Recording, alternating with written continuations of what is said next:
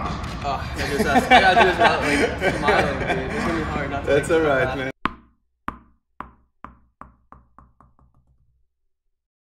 You're here today with Brian Shih.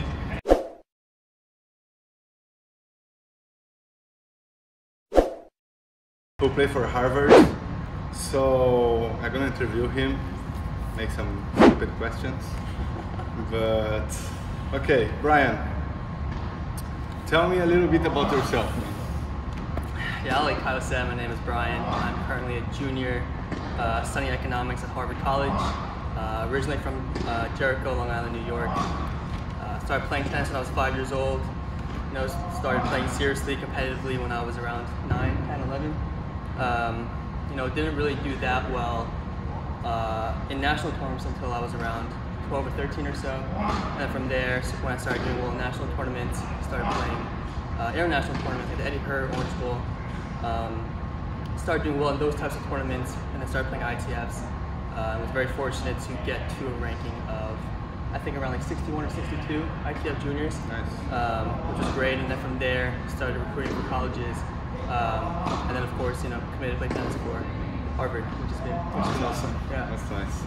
Okay, you kind of like answered all my questions already, but let's go.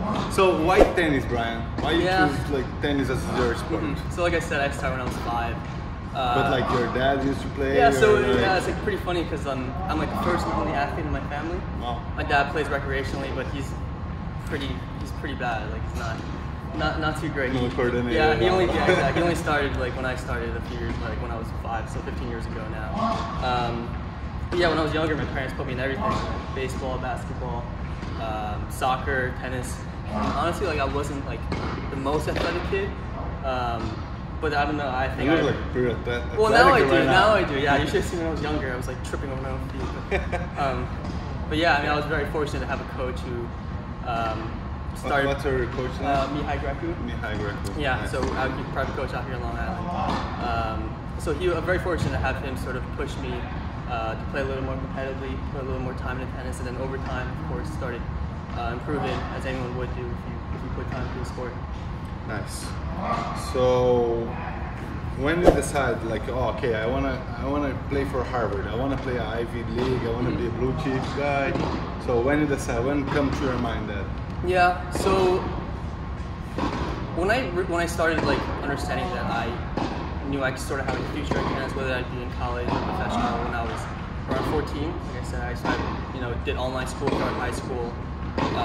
You know, did normal school up until 9th grade, so it was around 2014 when I started playing really well in tournaments. And I always knew, you know, growing up that I wanted to go to an academic school. My parents always, you know, prioritized education over tennis, so I was always, you know, focused on both, not just tennis.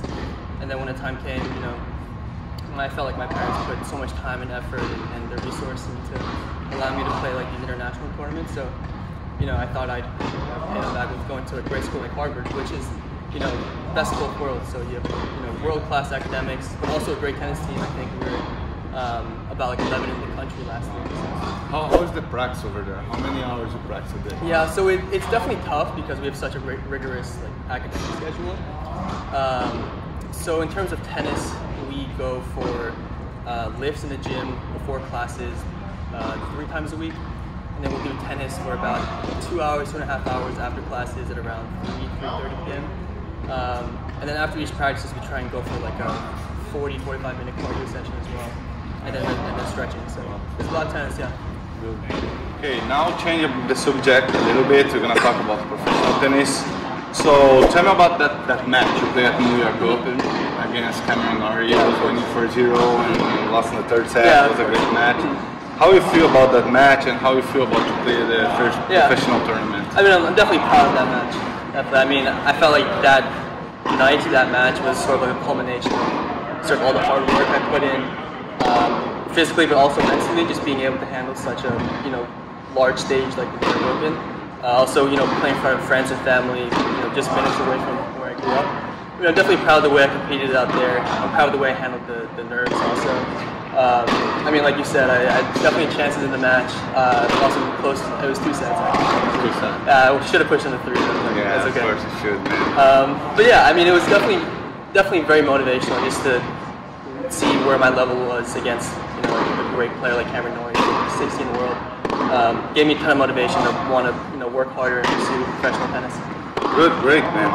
So I know that you are very dedicated and professional as an athlete, but what's the part of the practice, like or the training, you hate the most? Oh, that's easy. Cardio. Cardio? Oh yeah, like off course, especially when we're doing like sprints and like drills like on the field. Oh, I hate that. It's awful. Like, because it's pure pain. Like, there's nothing fun about it. It's just working the lungs and the heart. Okay, and what do you like the most? What I like the most? Playing points, yeah. Just competing. Like every American kid. Exactly.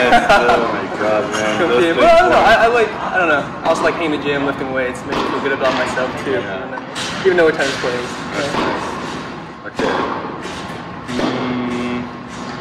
So what do you like in tennis the most? Like in general, not like about fitness or like what attracts you to keep playing? What do you like the most about the sport? So definitely the aspect about tennis that I love the most is sort of being able to like develop yourself as a game, as a player. I mean, the work that you put in every day, the hours and hours you put in, grinding on court, off court, in the gym, all of that like comes to fruition when you play tennis matches and playing tournaments. Because I mean, it's one of those things where like the more work you put in, the more success you'll be able to find. The good thing is like you playing by yourself. Exactly. You have nobody. That's another thing. Nobody else to help you out there. So. And I think that's one thing. Like growing up, I didn't really gravitate towards like team sports just because of that same reason. I always wanted to be myself out there, make my own decisions. I really wanted rely on someone else to make the plays. I just wanted to be me. It's a little selfish. Tennis is a selfish sport, man. Everybody it's a little bit selfish to play tennis. Yeah. But that's the thing. If you win, it's by yourself. You have all the glory. Exactly. But if you lose, man, you have It's very high highs and very low lows. Yeah, that's true. Okay. Hey, any advice you give to the kids who want to play for Ivy League or go for a Harvard school? Yeah, I mean, I would definitely say explore your passions outside of tennis as well, because I feel like a lot of kids who dedicate their lives to tennis really sort of forget about other aspects of life. Perfect. And they really just kind of focus on tennis. Tennis, which is great. It's definitely great to put your dedication. It's good to dedicate yourself to something, but I think it's always great to discover your other passions. That way, assuming you want to go to an Ivy League school, you're able to sort of show that you're a more well-rounded person when it comes to sort of like the application process. So I think it's definitely important. Perfect. Thank you. Okay. Here you go. Now tell me about the best tennis match you ever played and the most important tournament you won. Like the great feeling in tennis you ever feel it about. Greatest feeling in tennis. Okay, beat somebody you never thought you were gonna beat it, or win the tournament. I had one really good tournament that I think about a lot. It was it was 2017, I think. So maybe a year and a half before I headed to college. I played a grade 1 in Montreal, Canada, and I ended up qualifying for that grade 1. Played won a few matches in qualies. And then was actually beat Lorenzo Musetti, who I think is top 100 now. Also Emil Rusaberry, both back to back. So it's crazy seeing them on TV now. Maybe you're gonna be there soon. Oh man, hopefully we'll see. But that's actually my next question. You intend to go pro after you finish college, after your degree and do everything. You pretend really follow and but you have specific. Oh, I'm gonna try for 1 year, or you're gonna go all in and see what's happening. Yeah. What's your plan? Exactly. I mean, I think right now my plan is not very set. I definitely want to play pro.